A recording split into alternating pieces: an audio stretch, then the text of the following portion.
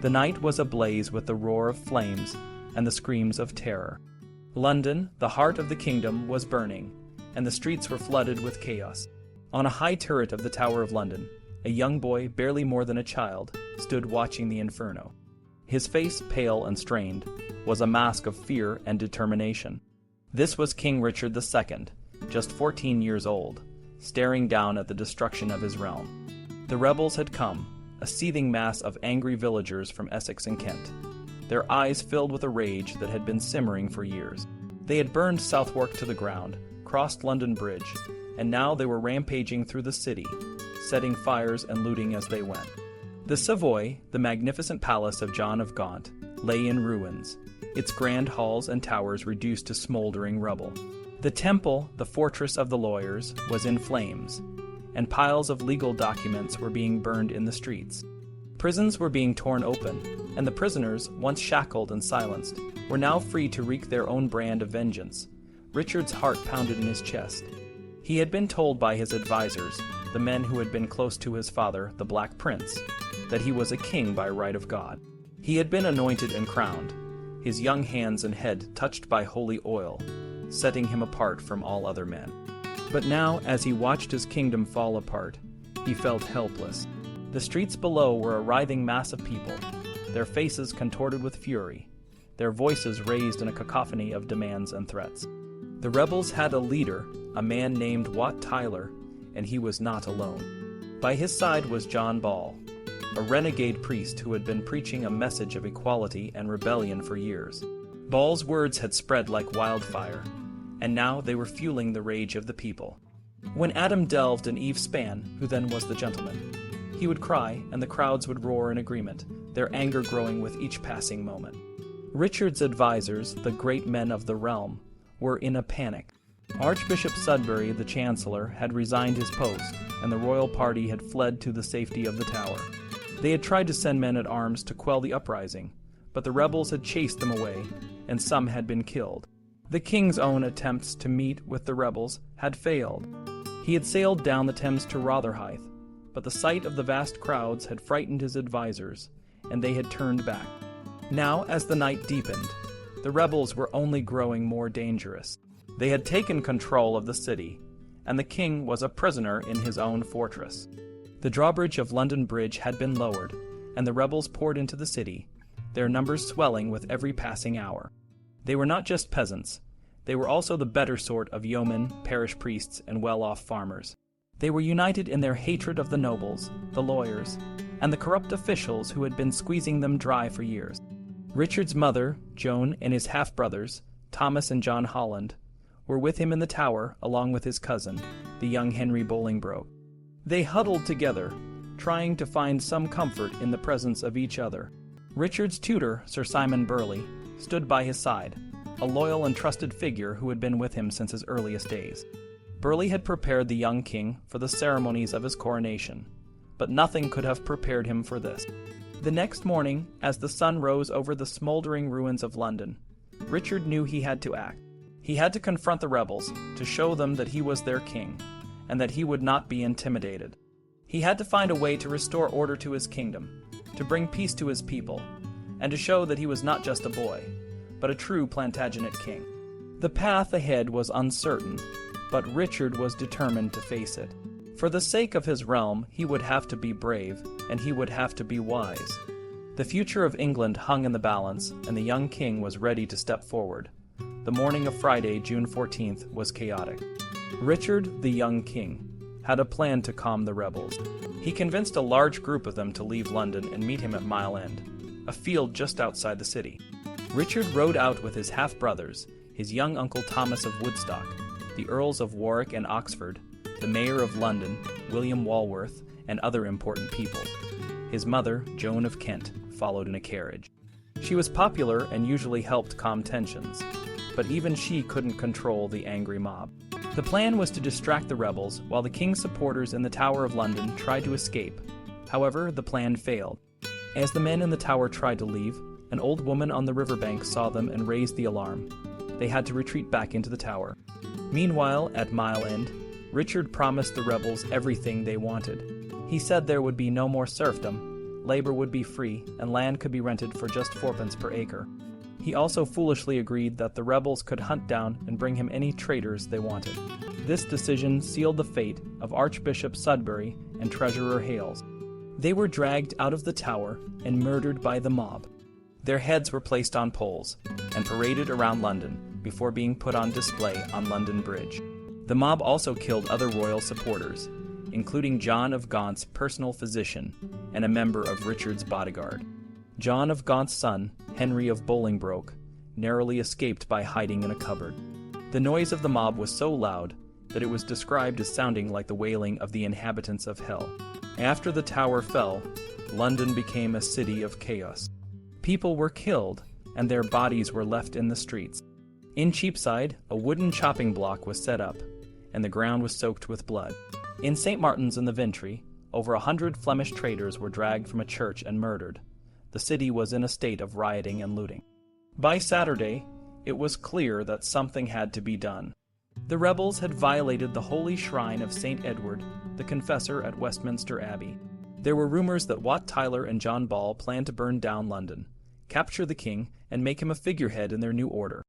Richard and his advisors took refuge at the Wardrobe in Blackfriars, an arms store.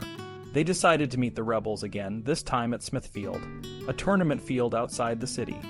Richard prayed at the shrine of St. Edward the Confessor before the meeting.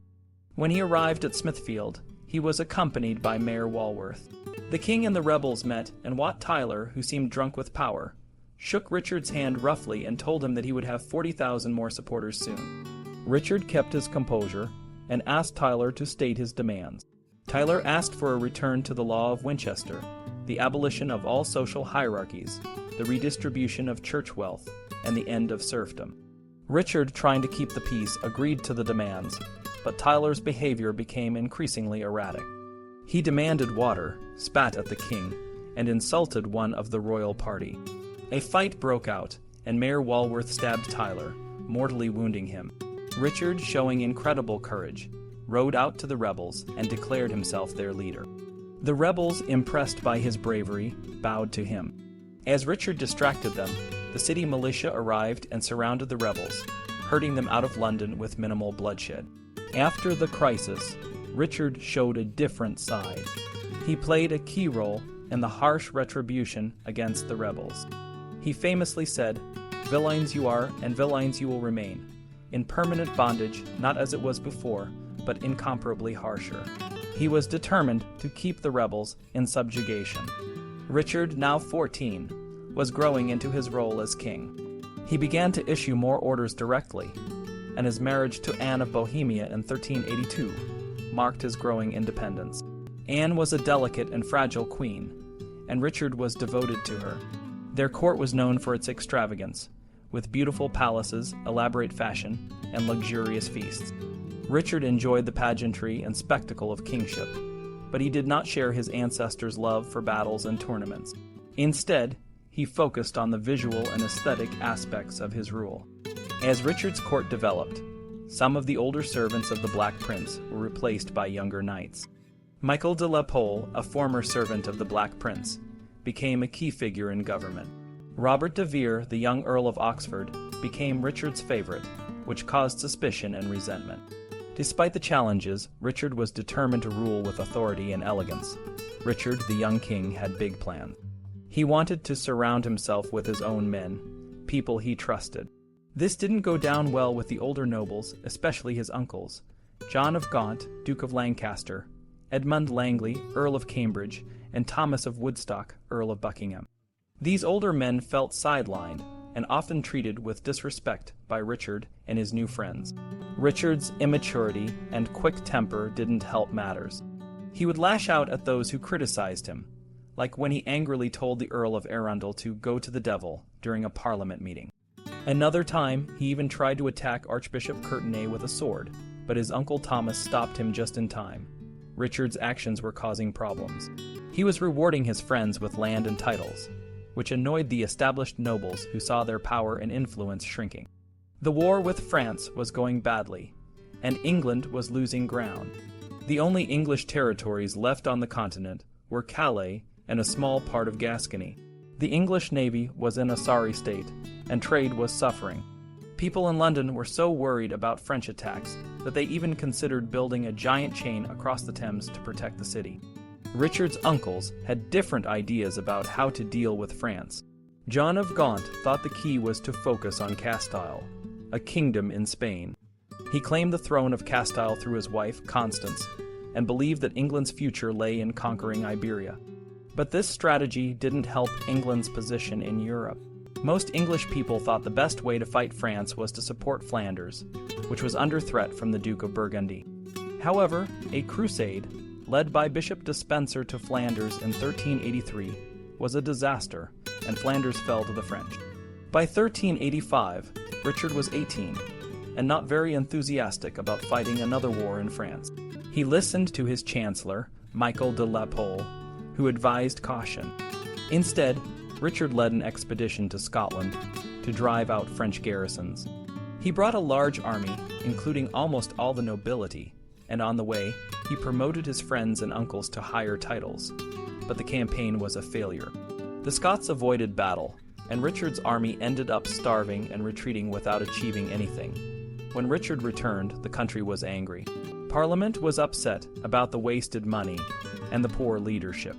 They demanded that Richard dismiss his chancellor, Michael de la Pole, who they blamed for mismanaging the kingdom. Richard, feeling humiliated, refused to come to Westminster and sent a message saying he wouldn't dismiss even a kitchen boy on Parliament's orders. His uncle Thomas of Gloucester and Bishop Arundel tried to reason with him, but Richard was furious. He even suggested seeking help from the King of France, who was England's greatest enemy. It took a veiled threat about what happened to his grandfather Edward II, who was deposed to make Richard back down. Reluctantly, Richard returned to Westminster. Parliament expelled de la Pole and set up a commission to take control of the government. Richard, now 19, was essentially stripped of his power. He was humiliated and felt like a child again, his kingship almost taken away. A year later, in December 1387, Richard's friend Robert de Vere, now Duke of Ireland, was on the run. He was heading to London to meet Richard, but the countryside was full of enemies. The most powerful noblemen in England were rising against Richard and de Vere. De Vere knew he was in grave danger. The king, feeling resentful and angry after the wonderful Parliament, had spent months traveling the country, assessing his support. He realized he needed to build his own power base, separate from the nobles and commons who had humiliated him. Richard's plan was to become a powerful magnate in his own right, with loyal men who would do his bidding. But this plan was about to be tested in the most dangerous way. In the summer of 1387, King Richard II was determined to undo the work of the wonderful Parliament. He secretly gathered the leading judges of the realm, including Sir Robert Tressilian, who was one of the most important judges in England. Richard asked them about the laws that bound him, and with threats of death, he forced them to rule that the laws made in the last Parliament were against his royal rights. The judges also said that anyone who forced the king to make those laws should be punished as traitors. This was a dangerous move. The word traitor had a dark history in England. During the reign of Edward II, it was used to justify the deaths of several powerful men. Edward III had tried to limit the definition of treason to protect the kingdom from bloodshed. But Richard was widening the definition again, making it so that anyone who tried to reform the kingdom or regulate the royal household could be called a traitor. When Richard returned to London in November, it was clear that things were about to get ugly. There were two possible outcomes: a wave of trials and executions or a civil war. The king's close friend, Robert de Vere, was preparing for war as he hurried south through Oxfordshire. A new group of opponents, known as the Lords Appellant, had formed. They wanted to remove de Vere and others like him from the king's inner circle. On November 14th, three of these lords, Thomas, Duke of Gloucester, Richard, Earl of Arundel, and Thomas, Earl of Warwick, formally accused 5 of the king's closest advisors of treason. The accused were Alexander Neville, Michael de la Pole, Robert Tressilian, Nicholas Brember, and Robert de Vere. Richard was furious and tried to raise troops, but he failed. The sheriffs wouldn't help, and the people of London refused to support him. De Vere's Cheshire army was his only hope. As de Vere marched his men through the cold, wet countryside, he knew he was in trouble. The Lords Appellant had gathered support and were closing in. On December 20th, De Vere's forces met Gloucester's men near Burton on the hill. Many of De Vere's men deserted, and later that day, his lieutenant, Sir Thomas Molyneux, was killed in a skirmish with Arundel's men. De Vere pushed his men toward Radcot Bridge, hoping to cross the river and reach Richard in London, but he was too late. When he reached the bridge, he found it blocked by the Earl of Derby's men. Trapped, De Vere panicked. He charged his men toward the bridge, but it was impossible to cross. In a desperate move, he changed horses and tried to escape down the riverbank, but he was cornered by Gloucester and Derby. With no other option, De Vere plunged into the Thames and swam to safety, eventually escaping to France. His men surrendered immediately. Richard spent a gloomy Christmas in Windsor. On December 30th, he met the 5 triumphant Lords Appellant at the Tower of London. They accused him of plotting with De Vere and threatened to depose him. Richard had no choice but to agree to their demands and call a parliament to address the situation. Parliament opened at Westminster on February 3rd. The Lords Appellant entered the hall wearing gold and demanded justice for the accused. The list of charges was long and took over 2 hours to read. 4 of the accused had fled, but Nicholas Bramber, the former mayor of London, was present. He pleaded innocent and offered to fight his accusers, but his request was denied. He was condemned to a traitor's death and executed at Tyburn. More drama followed. Robert Tressilian, who had hidden in Westminster, was found and dragged to Tyburn to be hanged. The appellants then launched a purge of Richard's household. By May, several of Richard's closest friends and advisers, including Sir Simon Burley, were tried and executed. The king begged for Burley's life, but the appellants were relentless. Richard, at only 20 years old, had seen enough humiliation to last a lifetime.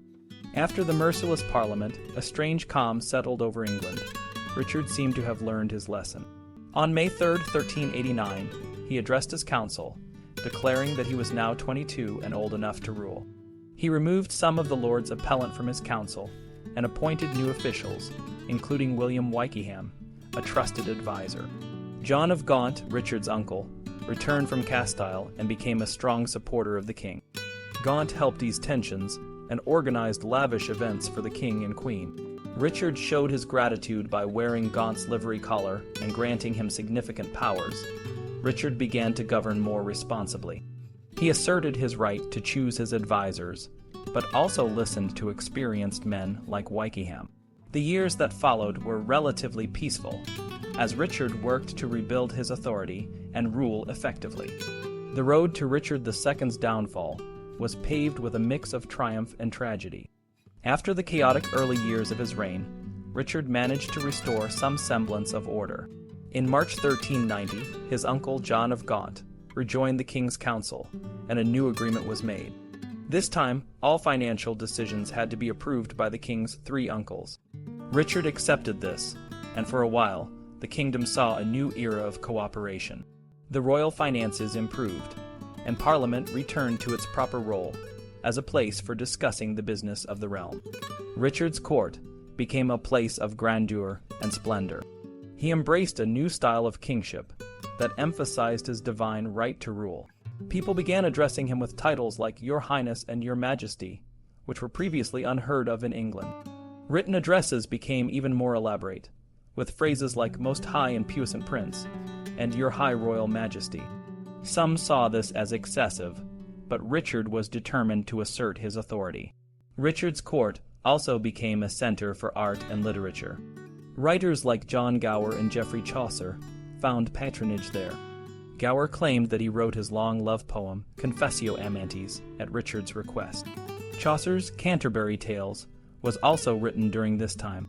The king's interest in the arts, though not always deep, helped foster a new appreciation for the English language as a medium for high literature. Richard was a generous patron to artists and architects. He commissioned the master builder Henry Yeovil to reconstruct Westminster Hall, adding a grand hammer beam ceiling and statues of English kings. The hall was adorned with white harts, Richard's personal badge, and other symbols of his lineage and power. The Wilton Diptych, a beautiful painting depicting Richard being presented to the Virgin and Child, further emphasized his divine right to rule. The diptych showed Richard surrounded by angels wearing his white heart badge, a symbol of his personal protection. Despite the outward signs of success, Richard's inner world was troubled. He grew more authoritarian and paranoid. He began to see himself as the center of kingship, rather than the crown and its public authority.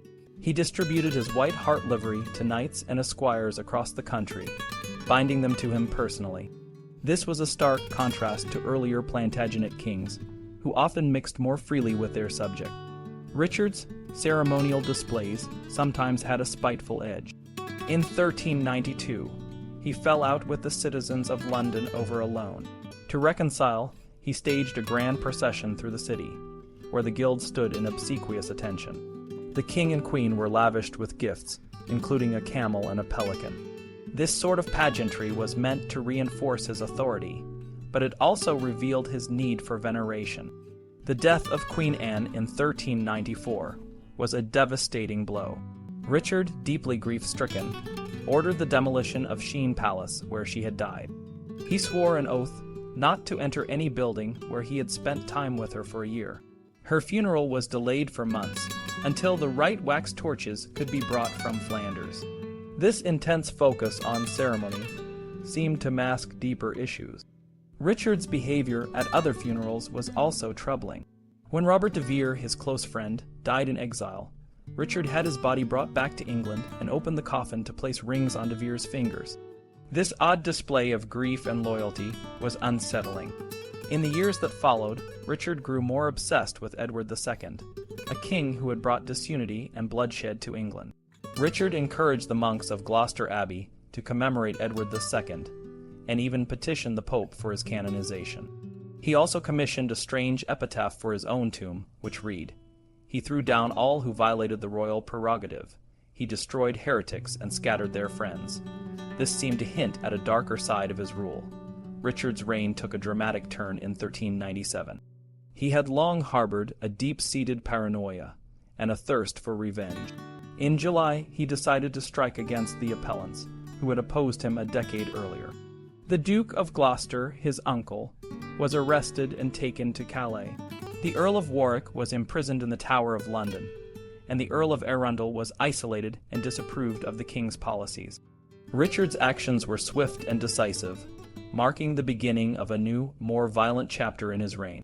The king's 31st birthday in January 1397 should have been a time of celebration. Instead, it marked the beginning of the end. Richard's increasing authoritarianism and his desire for vengeance would soon lead to his downfall. The once promising king, who had sought to rule with magnificence and peace, found himself alone, surrounded by enemies, and facing the consequences of his own actions. The final years of his reign were marked by betrayal, rebellion, and ultimately, his deposition. Richard II's legacy was a cautionary tale of the dangers of unchecked power, and the importance of understanding the balance between personal authority and the needs of the kingdom.